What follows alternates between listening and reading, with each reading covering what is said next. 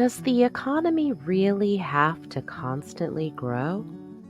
As the millions of years of sun energy stored in fossil fuels becomes harder and harder to get, could humanity go back to living off our daily budget of sun energy, just as every other organism does?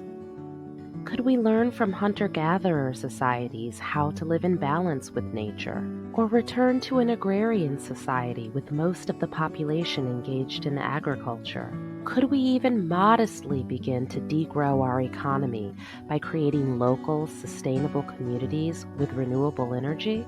Well, the manufacture of solar, wind, and batteries depends heavily on a global industrial supply chain, which may not be sustainable in a localized agrarian society with low energy returns.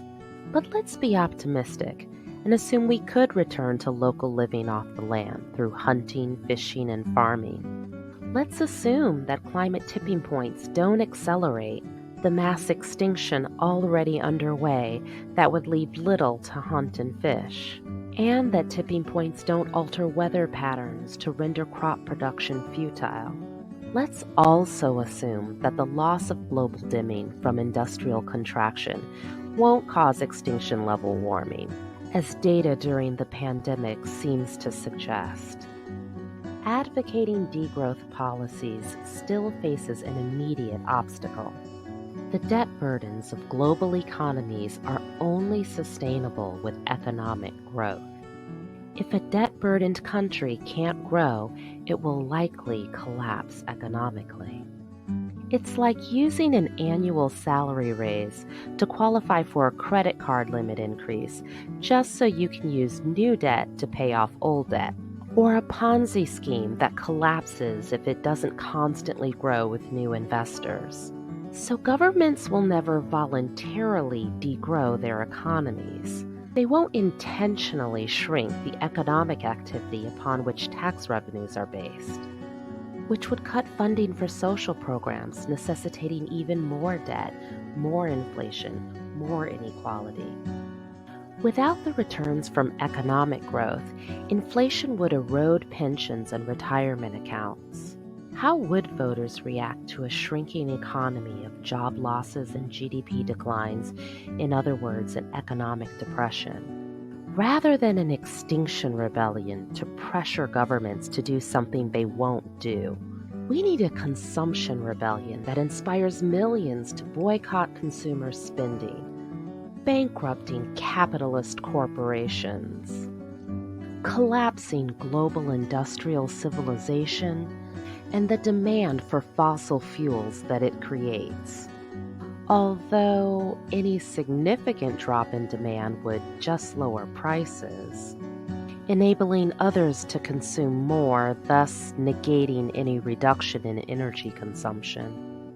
But voluntary or not, civilization as we know it is collapsing, whether by falling energy returns from depleting fossil fuels, or the expanding of green energy, or by loss of global habitats, and falling crop yields due to climate change.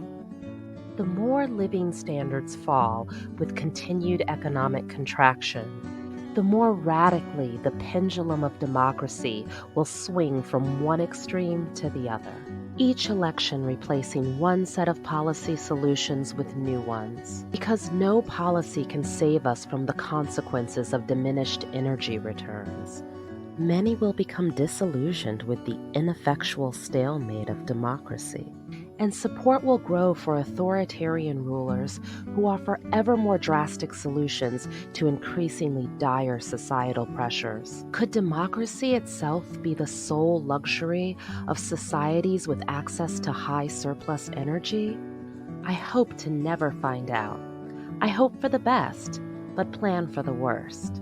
I plan to immigrate from the United States to Canada, to invest in land and water instead of paper assets whose only value is in a promise of perpetual economic growth, to cultivate a dependence on nature rather than the consumerism of global industrial civilization, and to enjoy that nature with family and community for however long it lasts.